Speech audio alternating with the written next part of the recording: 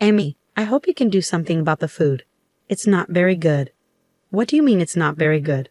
I'd like you to make better bread. They sell better ovens to bake bread nowadays. Fine then. I'll tell the housekeeper, Emanuela, about this. I am Amy Anderson, 35 years old, and currently a full-time FX trader working from home. I met my husband Eric, who is 2 years older than me, at my previous job. When we first met, we worked for a small mail order company. He was in the pet food department, and I was in the cosmetics department answering customer phone calls. Our company habitually flouted labor regulations, so we worked overtime every day, often getting home late. We always looked forward to going out for a drink once a week after overtime with a group of coworkers. Despite our high salaries from overtime, we had little time to enjoy it, and our weekly outings were a welcome escape. I started dating Eric, who was part of that group, and we got married 3 years ago. I quit my job when we got married and stayed home for a while before looking for a job I could do from home. I came across FX trading, bought numerous books, gathered information online, and studied extensively before diving into it. It took time and effort to become profitable, but I eventually developed my own trading style and started earning consistently. I even bought a computer specifically for FX trading, opened a trading account, and practiced with demo trades and small amounts initially. However, my in-laws, Nicholas and Julia, who now live with us, don't understand my work. Nicholas retired last year, and they were living in municipal housing. Eric invited them to live with us in our 3-bedroom apartment, thinking it would be difficult for them to live on their pension alone. I pay the rent for the apartment, and ever since I started earning money through FX trading, I have covered all the living expenses. Dad, Mom, Amy will take care of the living expenses too, so feel free to do whatever you like, Eric assured them. Thank you, Amy. That is very kind of you, they responded gratefully. And that's how I started living with Eric's parents. I don't do any housework myself. My housekeeper, Emanuela, handles all the household chores, including cooking, which has been a great help. This arrangement allows me to focus on studying FX trading and blogging about how to make money with it. However, Nicholas and Julia are not pleased with this setup. Initially, they were polite and thankful, but after 2 months, they started questioning the point of having a wife who stays at home and doesn't do any household chores, calling FX trading a form of gambling. They nag Eric about it, although they don't say it directly to me. With Eric no longer paying rent or living expenses, he has become more flamboyant, always wearing custom-made suits, high-brand bags, and shoes. He loves fashion and enjoys spending money on it, so he defended me against his parents' complaints about my work. Recently, though, Eric's attitude has changed. Hey, Amy, you're always in front of the computer. You don't wear any makeup, and you only wear sweatshirts. Isn't that too plain and boring? He asked. Do I really need to put on makeup and get dressed up when I'm just staying at home, not going out? I responded. That may be fine for you, but it's not good enough for me, he said. Wait a minute, what do you mean by not good enough for you? Are you saying that just because I'm not dressing up, I'm not good enough for you? That's right. Don't you ever want to dress up for me to be more attractive to you? Attractive to you? What are you talking about? I asked, bewildered. I need to dress up for you to be attracted to me? I asked, stunned by Eric's words. Since that conversation, my husband Eric started complaining about me to Nicholas and Julia. One day after dinner, as I was about to go to the bathroom, I overheard their conversation from the living room. Amy, what is always up with her? Eric asked. She makes fun of us, doesn't she? Always makes us feel bad, Nicholas replied.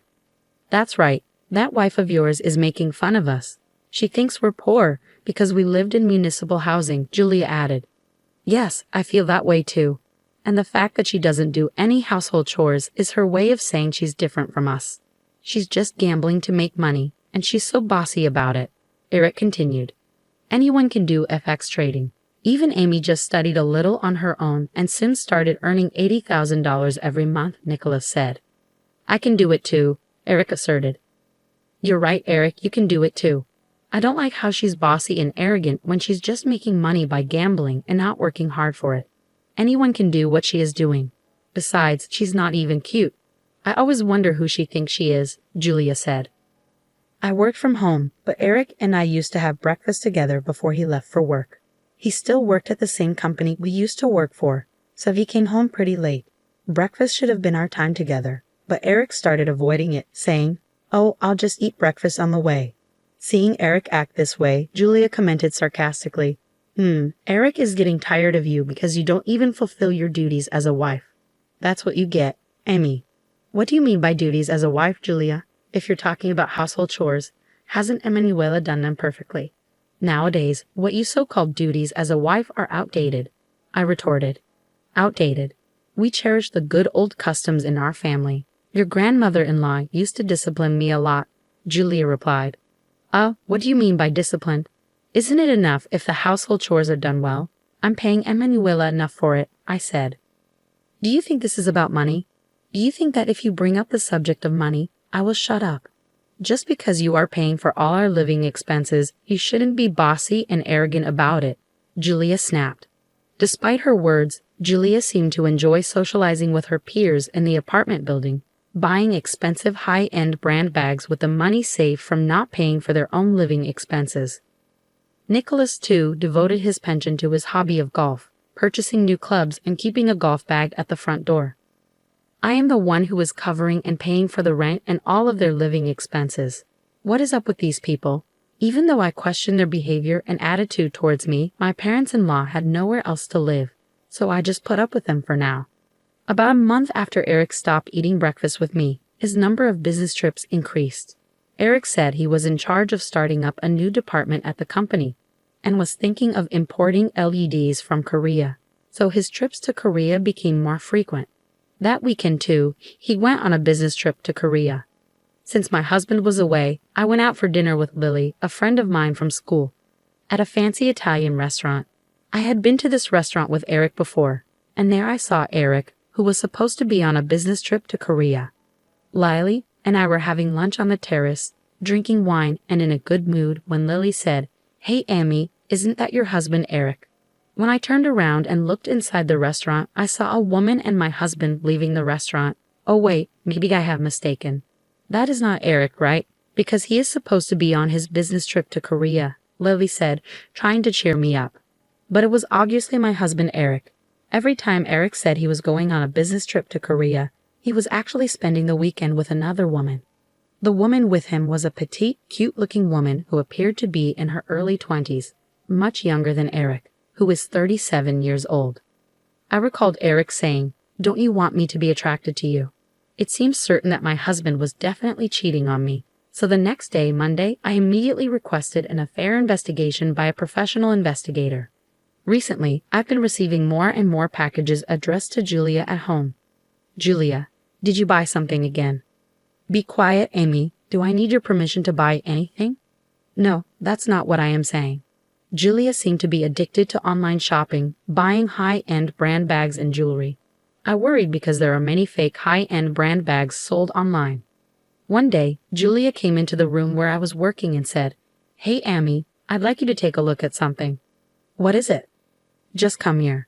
I had no choice but to follow her. In the living room, she was opening a package that had just been delivered. I bought 5 bags. They were cheap as a bundle, so I bought them. When I looked at the bags, they seemed to be fake. Julia, you should be very careful buying things online because there's a high chance they might be fake, especially high-end brand bags and jewelry. Julia had paid $5,000 for the fake bags. The mail order site was well designed and didn't look like a scam at first glance, but the prices were unreasonably low. Julia paid by bank transfer, so there was no way to stop it with her credit card company, and the cooling-off period policy was well stated, so she wasn't eligible for a refund. Julia, you have to be careful about fakes when you're buying high-end brand goods online. If the price is unusually low, it's likely a fake. You have to really think it through and not jump on it just because it's cheap. Don't make it sound like I don't know what I was doing, Amy. No, it's not that. It's just you wasted $5,000 on fake bags. Shut up, shut up, shut up. Since talking didn't help, I went back to my room and continued working. After dinner on Sunday, Nicholas suddenly told me to stop doing FX trading. The previous Saturday, Nicholas went golfing with a friend from his former workplace, where he heard about Forex trading and said, "I heard that Forex trading is a scam. Amy, are you making money by scamming people?" What? No, I'm not scamming anyone. I'm just trading currencies. How do you make money with FX trading? Scammers lure people in by saying they won't lose money, which is what I heard from my friend. Are you scamming people, Amy? No, I'm not making or luring people to invest in anything. I just blog about Forex for those interested. There's no scamming involved. I see you using social networks. That's what scammers use to trick people. No, I'm just sharing helpful information. There's no scam here. You think you can fool me because I don't know anything about computers? No, I'm not fooling or scamming you. Dad thinks you're scamming because it seems too easy for you to make money, Amy. It's not easy money, Eric. I've explained this many times. It's not that easy. You studied a bit and now make a lot of money. It must be easy. Meanwhile, I'm busting my ass at work, starting a new department. Eric, I thought you supported my FX trading. Do you want me to stop? If I do, what happens to the payments? We won't even be able to afford the rent. I can pay the rent myself. Since I'm the full-time FX trader, Eric and his family have been able to live the way they do now. But my in-laws don't appreciate that and just complain about me being an FX trader. The next day, I received the results of the investigation regarding Eric's infidelity. He was definitely cheating on me with a 25-year-old woman, 12 years younger than him, who worked with him and had joined the company after I left. She accompanied Eric on his business trips to Korea. After receiving the results, I contemplated what to do. That same day, Emanuela cooked dinner for us, and as she was leaving, Julia started to speak. Amy, we had a conversation, Nicholas, Eric, and I, and we don't like everything about you. We will live on our own, and I want you to leave. Eric had not yet returned from work. We don't want to be supported by the money you made from your scams. I don't like the way you act like you know everything. We've talked this over with Eric and decided. Amy, I'm going to ask you to leave. I felt this was the right thing to do. The fact that my husband wasn't even here showed he no longer had any feelings for me. There was no reason for me to take care of these people. I packed my bags and moved to a hotel. The divorce was finalized shortly after. Since I discovered Eric was cheating, I filed for alimony. I rented a one-bedroom apartment suitable for one person and moved in. I changed the lease of the apartment where I lived with Eric to his name. About 4 months later, I received a call from Eric. He wanted to talk and said he would come to my current apartment. When he arrived, Nicholas and Julia were with him.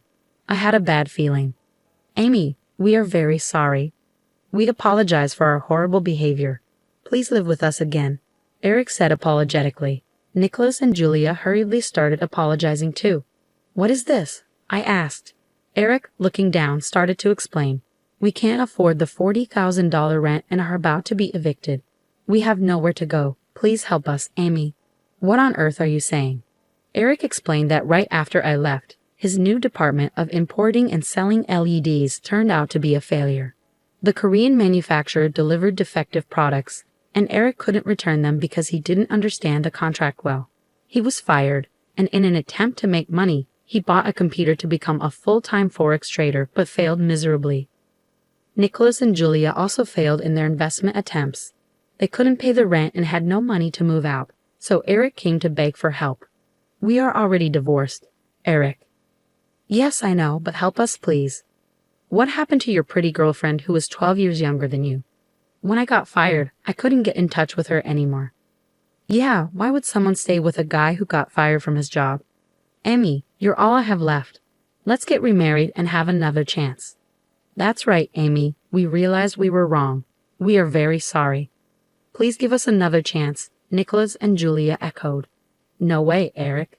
Amy, don't say that. I'm sorry. I'll never cheat on you again. That's right, Amy. Eric will never cheat on you again. Yes, let's all be a family again. No way in hell. If you persist, I will call the police. Eric and his parents tried to persuade me, but when I repeatedly threatened to call the police, they finally left. I couldn't believe them. My ex-husband called twice after that to ask me to get back together, but I refused. I don't know what happened to Eric, Nicholas, and Julia, nor do I care. After being home alone and working as a trader, I decided it was time to start dating again. When I told my friend Lily, she said she would introduce me to someone. I'm meeting Lily and her friend tomorrow. I am looking forward to it and my new beginning.